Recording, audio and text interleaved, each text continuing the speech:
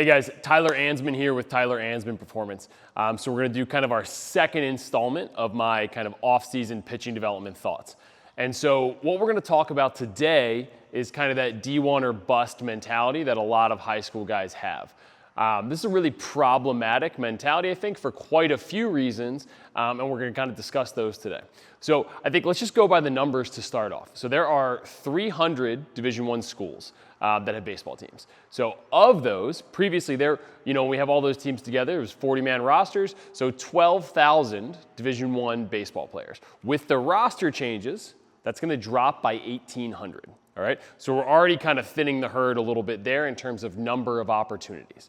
All right, and then on top of that, you add in how easy it is to transfer now and how kind of the mentality across college sports is changing to some degree in terms of how ready they want guys when they walk in the door, that is the coaching staff. All right, and so they may be looking at transfers as well as guys out of high school. All right, so that's just kind of by the numbers what we're looking at already, right? 12,000 down to 10,200, and then, kind of all of the high school baseball players who want to go on to play college baseball, that's a very small number, all right? So why is it problematic that everybody wants to go D1?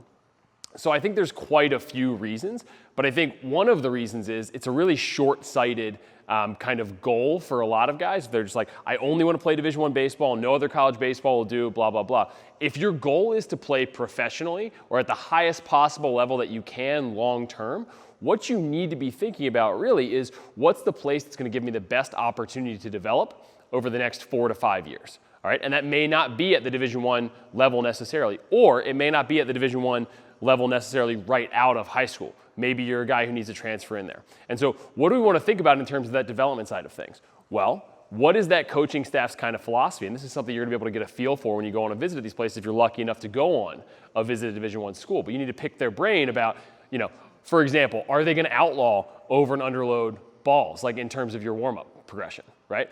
Are they going to make you run miles and miles each week? Are they going to have Navy SEAL training as part of their fall ball? Are you going to be throwing 4 bullpens a week, right, when you're a lower frequency throwing guy, right? Are they going to do all of these things to you? What's the strength coach's philosophy?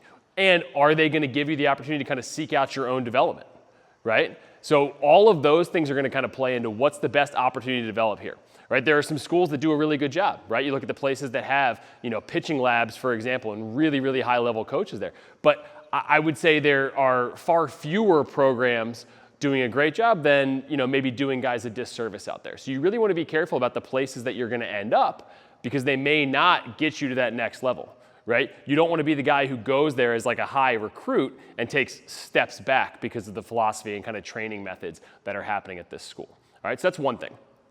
On the second, the second piece of that is when you go in, you're not just competing against everybody who's at that school currently. You're competing against the Division II, the Division III, the NAIA, the JUCO guys who maybe are going to transfer in after having played a couple years of college baseball and they're immediately ready to compete.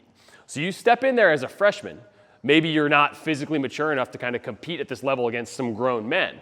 So you're kind of going through this fall, maybe you're behind some guys, you're not getting a ton of reps, and then you end up getting redshirted. Well, your clock has already started ticking. When you step on campus, you got 5 years from that first day, right? So if your clock's ticking and you really didn't get that whole kind of first half of the year as development time, and you're getting redshirted anyway, you've wasted a redshirt year and you've wasted one of your 5 years unless you're going to, down the line, get some medical redshirts and things along those lines. But plan on, at most, you're going to get 5. So we've just wasted a year there because we're competing against all these other guys, right?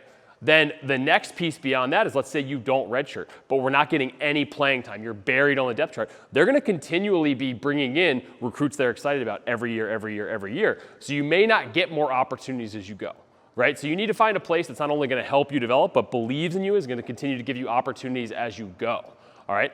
And again, for a lot of these guys, Division I may not even be the best option.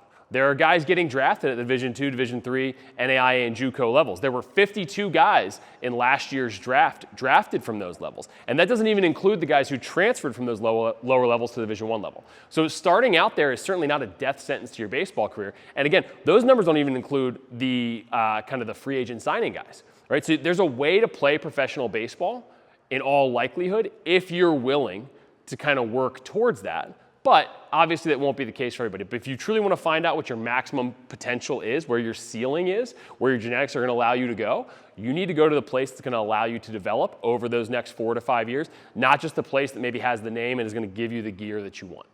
All right? That's it for installment number 2 of Pitching Development Thoughts. Stay tuned for the next one.